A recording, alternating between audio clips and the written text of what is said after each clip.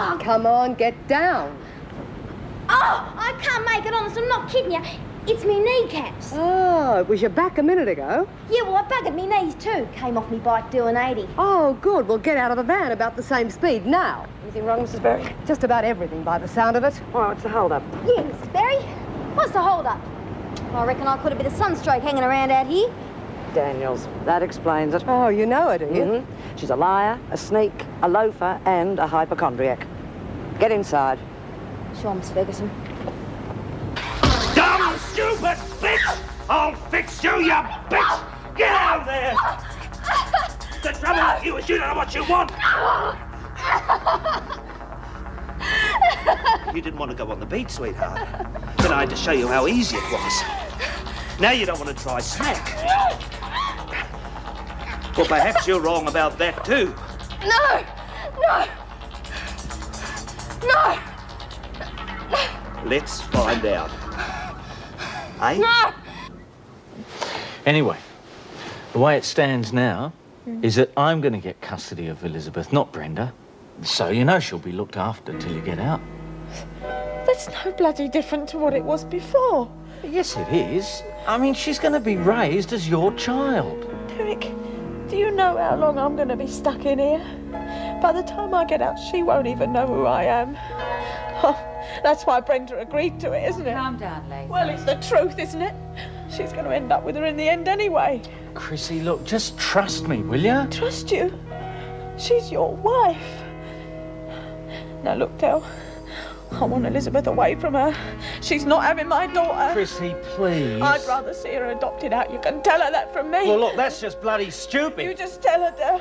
That's enough. You tell her. Wait outside, will you? You make sure you tell her, Del. Quiet her down. Del.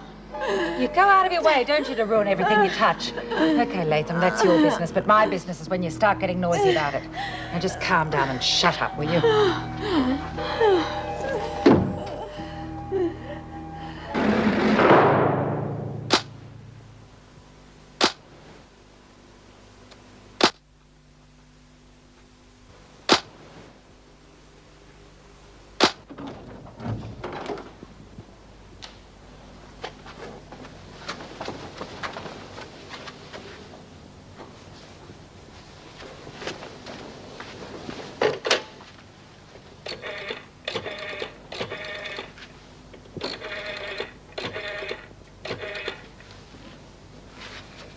Hiya! What do you mean, who is it? It's Maxie. When are you coming in to see me? Oh, don't give me that crap. Yeah, okay. Yeah, I'm almost running the joint. Hey, can you bring me in some booze when you come? Yeah, well, that's not all I want, but I suppose I'll have to wait for the other till I get out. God, you're a horny bugger. Yeah. Yeah, well, I'm sorting them out in here. I've got them lifting me up and carrying me around. They're mugs, all of them. You'll never learn, will you, Daniels? Oh, jeez. Officer Ferguson, you really know how to surprise a girl. Phone rang. I'm holding the fort while the sister's out. You're on a charge, Daniels. I reckon that should get you an extra couple of days. Yeah. You would, wouldn't you? You'd put anyone in it. And you're wrong about us. We're not all mugs. Yeah, well, you're in it yourself. Because I heard the governor and she's out to get you for bashing up Chrissy. What do you reckon would happen if I told him about Queensland and how all that was hushed up? Yeah, well, just wait a minute. That'd really finish you, I reckon.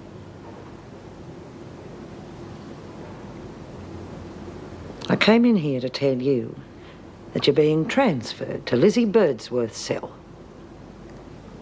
Sure. Anything else? Yeah. Get back in there.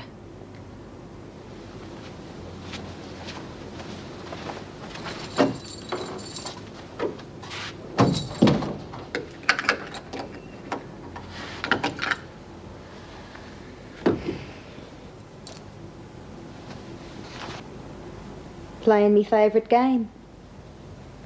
Screw the screw.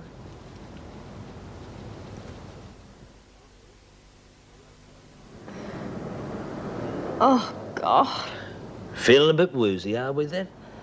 Don't worry, it'll wear off. Let me go, Des, please. I won't tell anyone. You gotta be kidding. I can't handle it anymore. Now listen to me, sweetheart. I saved you from those cops, didn't I? You'd have been busted with that moron Donna if it wasn't for me. I know. I just can't go with any more men. You know, you're not too bad at it with a tail full of smack. You're going to get to love your work, sweetheart, so cut the bawling. Or maybe you need topping up again. Please, I don't want to end up like Donna. You'll be begging for it soon enough, just like she did. I won't. You will.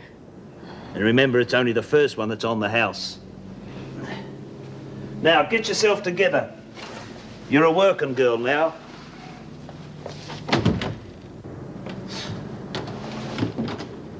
Doesn't she understand what this could mean for the child? It's not all Chrissy's fault. Brenda's maternal instinct's pretty strong, you know. Chrissy's probably felt that she wasn't wanted around her own kid. Oh, it's so sad to think about a child so many people care about ending up in a home or adopted out to strangers. Now, will you try telling her that? Believe me, I have. We all have. I just don't know where to go from here. There's only one thing for it.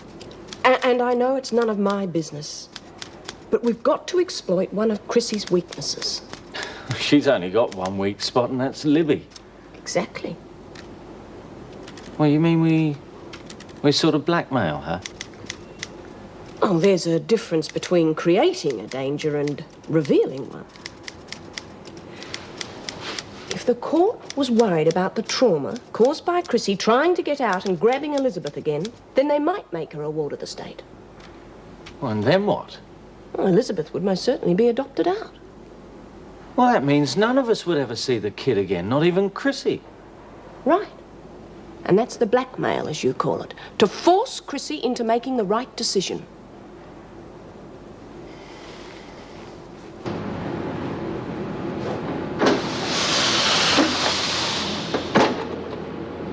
Oi! What little deal have you got going, precious? What? I know you're a bloody remand prisoner, but if you volunteer for working here, you work and don't sit around your ass all day. I'm sorry. Look, do you always take women straight from the hospital and put them in the sweatshop? There's nothing wrong with you, Daniels. Find a better story next time you want to get out of working. Yeah, I will. Daniels is on light duties. Find us something suitable. She can give Lizzie a hand with a trolley. We've got enough slackers in here today. Right, get on with it. Looks like it's you and me again, Granny. Don't you give me any more of that granny nonsense. Do I have to work with this cheeky little bugger, Mr. Faulkner? Should drive a saint around the twist. Take more than her to get you down, doesn't it? Mr. Faulkner, have I any phone calls? Who'd be calling you? It's my boyfriend. Your drug-pushing pimp, you mean? Come here. Somewhere in here would tear you apart for what you've done to Susie Driscoll, especially B. Smith. So keep your mouth shut and stop causing trouble. Otherwise you might find yourself right in the middle of it.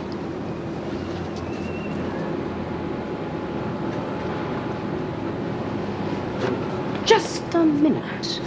I'd like to hear a bit more about this boyfriend of yours. He's not really my boyfriend. No, he's a sly little pusher, isn't he? That the screws and the cops know that he's got Susie, then you do too, so how come you said you didn't know? And has he got his hooks into her? Maybe. Come on! Yes, he does. You pathetic, snivelling little junkie. How could you drag that kid down to your stinking soul? Because it wasn't my fault. Oh, go on, cry. But don't you cry for yourself. You cry for what you've done to Susie. Oh, come on, Lizzie. I only want to have a smoke, not race you off. I wouldn't put anything past a little stirrer like you. Now, come on, let's shove off before we get sprung by that mongrel Ferguson, or we will know all about it. I'd never believed it. Well, you're so used to obeying the screws, you can't help yourself. Just what does that mean? Well, there's no one looking over your shoulder. We could have a flaming barbecue if you wanted to. A little tart like you wouldn't know what a decent day's work was. You're too damn lazy. I don't know. They paid a decent day's wages. But I suppose you've been in here so long that the few miserable bucks they sling you each week must seem like a fortune. Oh, you do know that they changed to decimal currency.